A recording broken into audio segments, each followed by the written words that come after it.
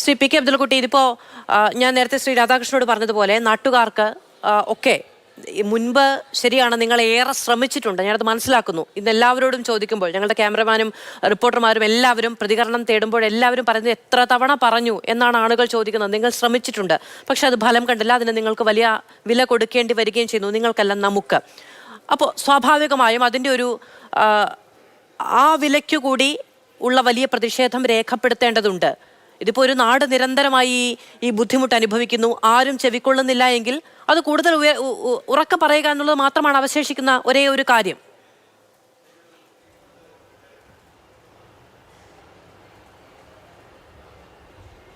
ഇവിടെ ഈ റോഡ് നിർമ്മാണത്തിലുള്ള അപാകതയാണ് ഇത്തരത്തിൽ നിരന്തരമായി അപകടങ്ങൾ സംഭവിക്കാനുള്ള കാരണം എന്ന കാര്യത്തിൽ യാതൊരു തർക്കവുമില്ല. റോഡ് നവീകരണം എന്ന് പറയുമ്പോൾ ഒരു സാധാരണ ജനങ്ങളൊക്കെ മനസ്സിലാക്കുക. ഇപ്പം ഞാൻ ഈ റോഡ് നിർമ്മാണ പ്രവൃത്തിയിൽ പരിജ്ഞാനം കൈവരിച്ച ആളൊന്നുമല്ല. റോഡ് വീതി വർദ്ധിപ്പിക്കും, വളവുകൾ നിവർത്താൻ ശ്രമിക്കും, ഉയർന്ന ഭാഗത്തെ കുണ്ടുകൾ ഇടിച്ച് താഴ്ത്താൻ ശ്രമിക്കും, താഴ്ന്ന ഭാഗത്ത് മണ്ണിട്ട് നികത്താൻ ശ്രമിക്കും. തുടക്കം മുതൽ ഈ റോഡ് നിർമ്മാണത്തിൻ്റെ കാര്യത്തിൽ സാധാരണ ജനങ്ങൾക്ക് സംശയിക്കാവുന്ന ഒട്ടേറെ കാര്യങ്ങളുണ്ട്. അതിലൊന്ന്, ഇതിൻ്റെ സർവേ തന്നെ കൃത്യമായി സത്യസന്ധമായി നടത്തിയിട്ടില്ല. പല ഭാഗത്തും ആളുകൾക്ക് പരാതി ഉണ്ടായിരുന്നു. ആരെങ്കിലും സാധാരണക്കാരൻ ഒരു പരാതി പറഞ്ഞു കഴിഞ്ഞാൽ പിറ്റേ ദിവസം അവൻ്റെ വീട്ടുവളപ്പിലേക്ക് രണ്ടടി കൂടി അങ്ങോട്ട് മാറ്റി കുറ്റിയടിക്കുന്ന സമ്പ്രദായം വരെ ഈ റോഡ് നിർമ്മാണത്തിൽ ഉണ്ടായിട്ടുണ്ട്. അതുപോലെ നിർമ്മാണ പ്രവൃത്തി നടക്കുമ്പോൾ ഉത്തരവാദപ്പെട്ട ഒരു ഉദ്യോഗസ്ഥന് മേൽനോട്ടം വഹിക്കാൻ ജനങ്ങൾ കാണാറില്ല. ഊരാളുങ്കൽ സൊസൈറ്റിയുടെ അവരുടെ ഉദ്യോഗസ്ഥന്മാരല്ലാതെ നമ്മുടെ PWD ഡിപ്പാർട്ട്മെൻറ്റിൻ്റെയോ അല്ലെങ്കിൽ നാഷണൽ ഹൈവേയുമായി ബന്ധപ്പെട്ട ഡിപ്പാർട്ട്മെൻറ്റിൻ്റെയോ ഉത്തരവാദപ്പെട്ട ഒരു ഉദ്യോഗസ്ഥനെയോ ഞങ്ങൾ പല സന്ദർഭത്തിലും അന്വേഷിച്ചിട്ടുണ്ട്, കാണില്ല. ഊരാളുങ്കൽ സൊസൈറ്റിയുടെ ആളുകൾ ഇന്ന് വന്ന ആളുകളായിരിക്കില്ല നാളെ വരിക.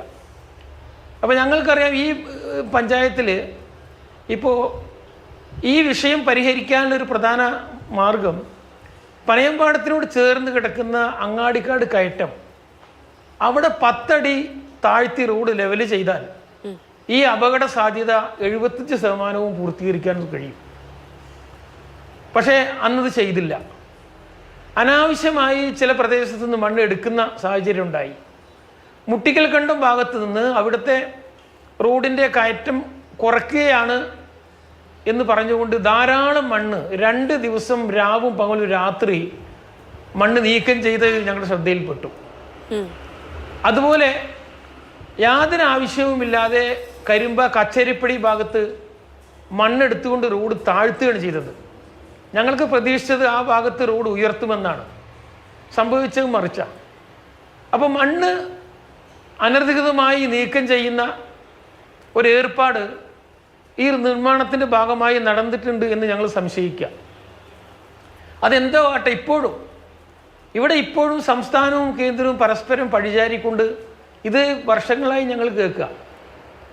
ഇപ്പോഴും ഇത് പരിഹരിക്കാനുള്ള മാർഗം അങ്ങാടിക്കാട് കയറ്റത്തിലുള്ള ആ കുന്ന് ഞങ്ങൾക്ക് പ്രതീക്ഷിച്ചത് അവിടെ താത്തി ലെവൽ ചെയ്യുമെന്നാണ്. അവിടെ നിന്ന് 10 അടി താഴ്ചയിൽ മണ്ണ് നീക്കം ചെയ്ത് റോഡ് ടാറിങ് നടത്തിയാൽ ഈ അപകട സാധ്യത.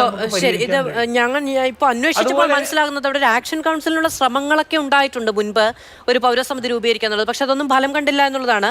ഒരുപക്ഷെ ഇനി അത് സാധ്യമാകുമായിരിക്കാം.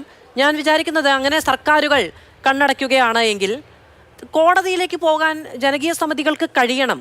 ഇത് ആത്യന്തികമായ അധികാരം ജനങ്ങൾക്കാണ് എന്നാണല്ലോ നമ്മുടെയൊക്കെ ഒരു വിശ്വാസം.